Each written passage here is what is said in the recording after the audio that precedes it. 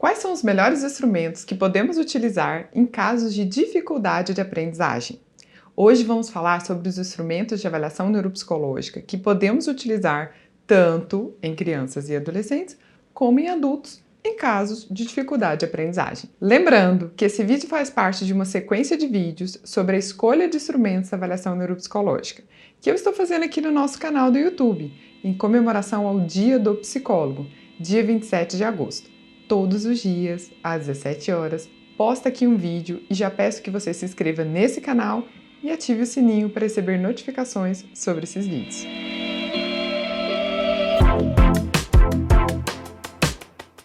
Meu nome é Sara Cassimiro, sou psicóloga, especialista em neuropsicologia e diretora da Encantato. Hoje, então, vamos falar sobre dificuldade de aprendizagem.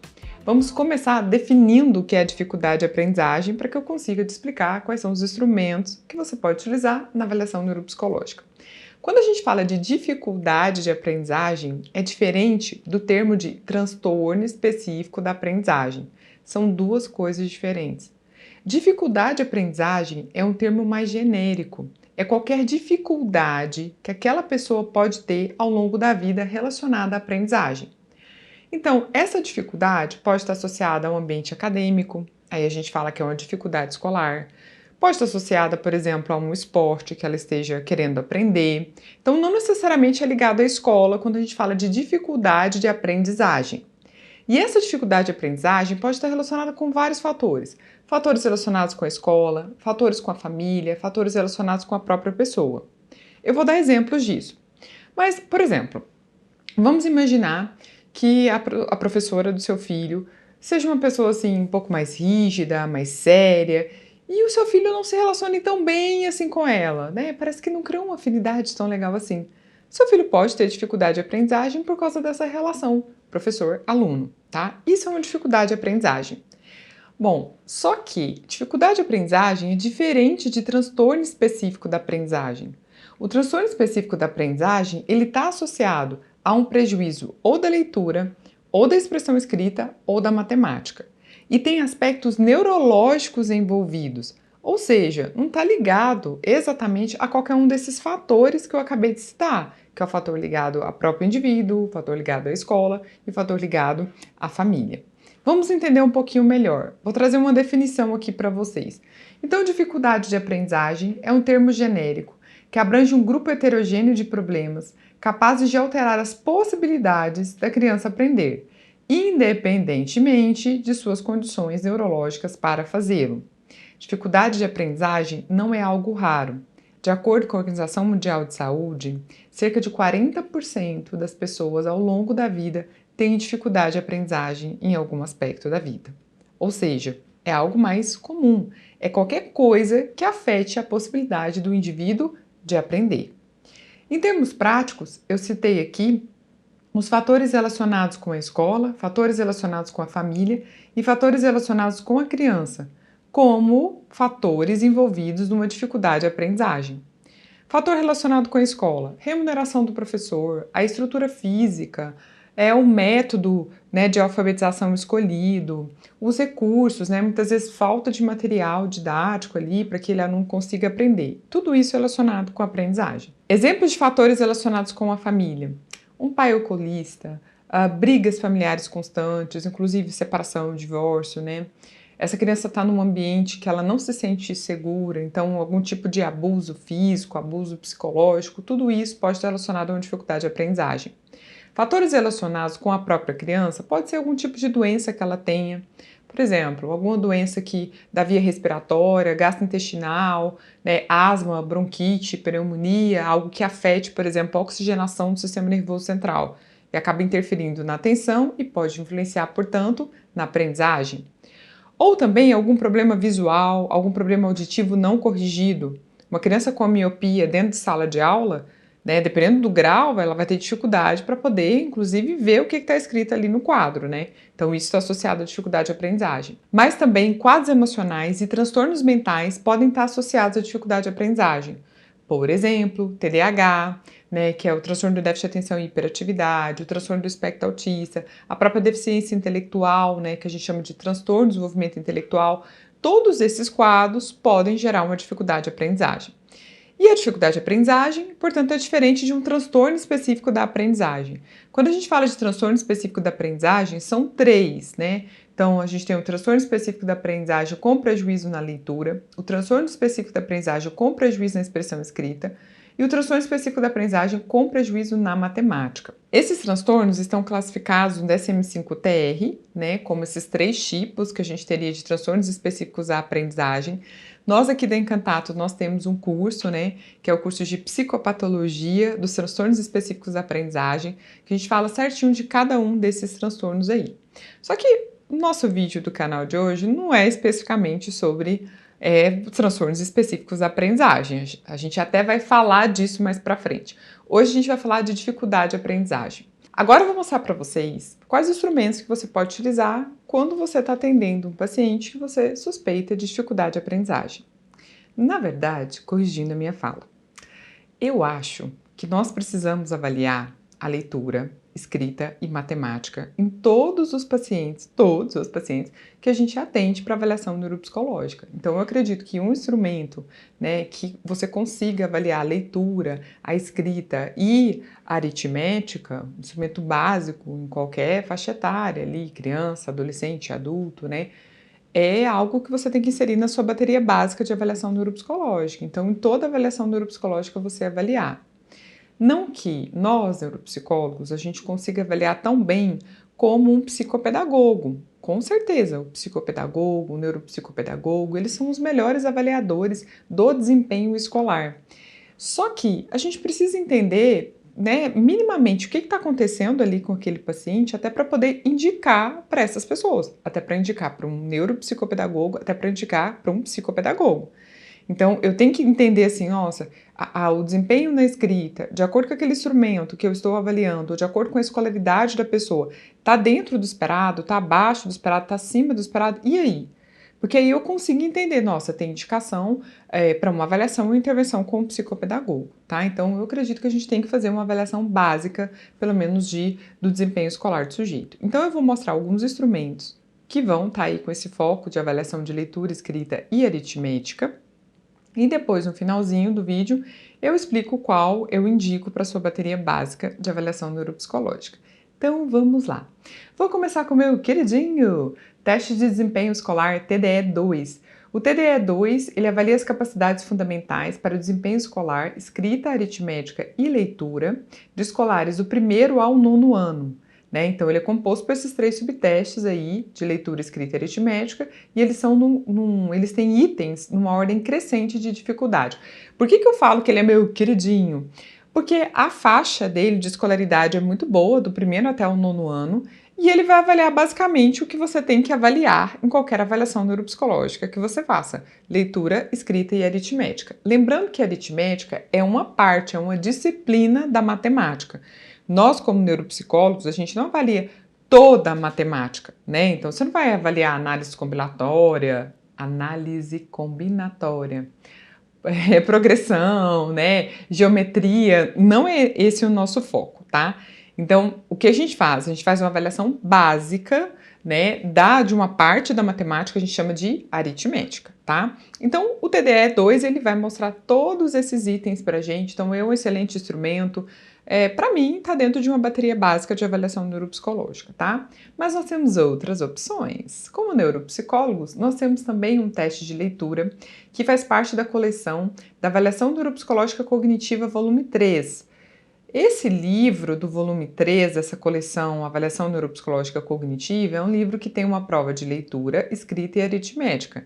Não é restrito a psicólogo, tá? Inclusive nem o TDE-2. Esses instrumentos todos de avaliação de desempenho escolar não são restritos a psicólogos. Aqui a faixa etária de aplicação é de 6 a 11 anos, dessa prova de leitura, chama Teste Constrativo de Compreensão Auditiva e de Leitura. O foco é para pessoas do ensino fundamental, da 1ª à 6ª série ou do 2º ao 7º ano, usando a linguagem atual, né? E o objetivo é a avaliação da compreensão da linguagem escrita e oral.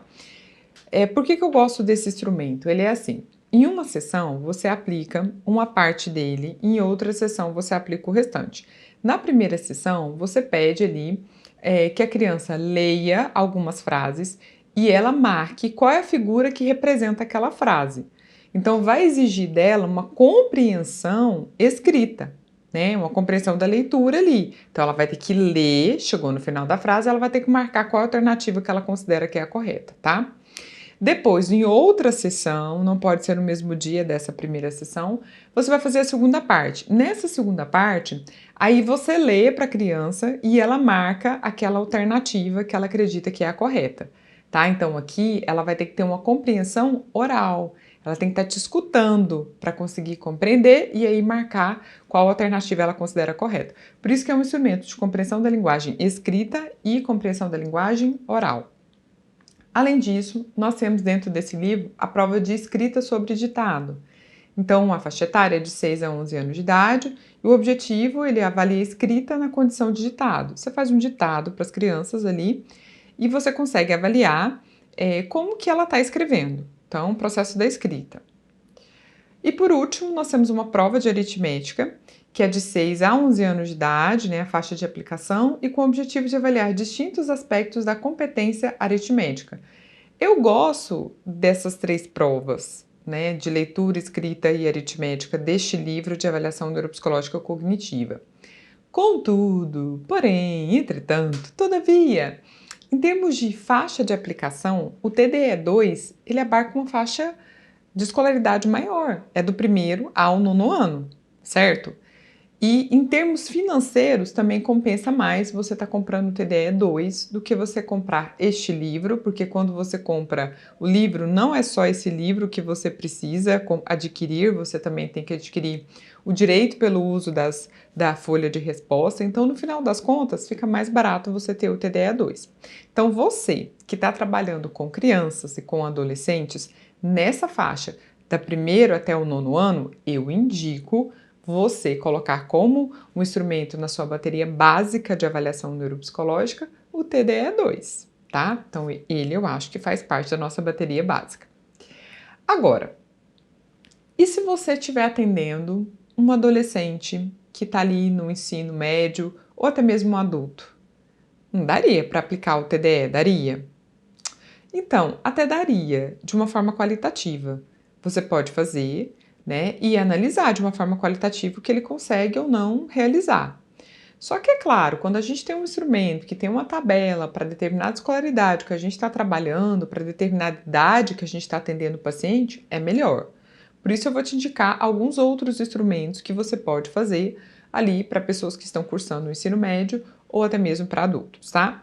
Tem esse teste que ele chama Teste de Avaliação da Compreensão Leitora de Textos Expositivos. Nossa, é um excelente instrumento. O objetivo dele é avaliar os diferentes processos subjacentes à capacidade de compreender textos informativos. A população dele é a partir do 2º ano do ensino fundamental até a idade adulta. Então, você consegue aplicar em adultos esse instrumento e você consegue aplicar em adolescentes. Qual que é o foco dele? Compreensão de leitura. E ele é ótimo, você consegue avaliar a velocidade de leitura do texto, a compreensão realmente dos itens que estão ali naquele texto, inclusive uma compreensão do mundo associado com aquele texto. Então ele é ótimo, tá? Então dá para vocês fazerem. Mas além dele, nós temos o MTL. O MTL é uma bateria de Montreal-Toulouse de avaliação da linguagem. O objetivo é identificar e caracterizar as alterações de linguagem presentes em diversos quadros neurológicos e em distúrbios neuropsiquiátricos, assim como avaliar o tipo de afasia, auxiliando no processo diagnóstico, prognóstico e reabilitação.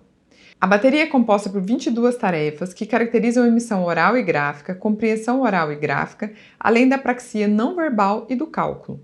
O público-alvo são adultos e idosos com idades entre 19 e 75 anos. Então, também é uma outra opção para nós. O MTL é parecido com o Neopsilin. Eu não sei se você conhece o Neopsilin, mas o MTL ele é um conjunto de subtestes que você aplica em torno de 1 hora e meia, e ao final você consegue ter uma avaliação geral da linguagem das praxias, tá? Ele é um bom instrumento, tá? Agora, pensando em bateria básica de avaliação neuropsicológica, eu escolheria trabalhar com teste de compreensão leitora de textos expositivos. Eu acho que ele é uma avaliação bem básica, Claro que vai trabalhar apenas a leitura, então sem inserir na sua bateria básica de avaliação neuropsicológica. E se houver, né, a queixa de matemática, né, ou de uma escrita, né, com dificuldades de escrita, aí você pode pegar alguns outros instrumentos de uma bateria complementar.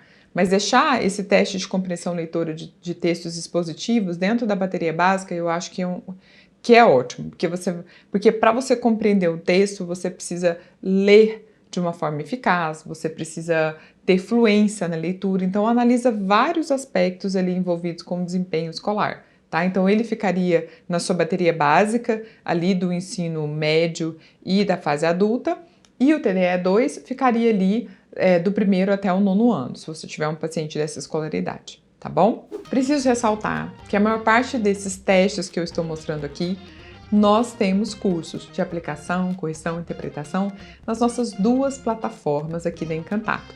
A primeira plataforma que nós temos é o Ser Neuropsi. O Ser Neuropsi é uma plataforma de raciocínio clínico na neuropsicologia exclusiva para psicólogos ou estudantes de psicologia. Dentro do Ser Neuropsi, nós temos vários cursos de testes, também como cursos de reabilitação, aulas semanais ao vivo, grupo de estudo, plantão de dúvidas e um monte de coisa. Inclusive, falamos sobre empreendedorismo e marketing dentro da neuropsicologia também, para que você organize a sua carreira, para que você tenha uma gestão da sua carreira. Agora, a outra plataforma que nós temos é uma plataforma de avaliação e reabilitação para neuropsicopedagogos clínicos. Ali tem testes que não são restritos a psicólogos, como esses testes aí que avaliam essa parte de desempenho escolar. E nós temos também vários cursos lá, como o curso que eu citei de psicopatologia do transtorno específico da aprendizagem, psicopatologia do TDAH. Nós temos inclusive nas 2 plataformas esses 2 cursos. Se você quiser conhecer mais um pouquinho sobre essas plataformas, na descrição aqui desse vídeo tem um link que você consegue acessar e entender como funcionam os nossos cursos. E olha só, amanhã tem mais. Até amanhã!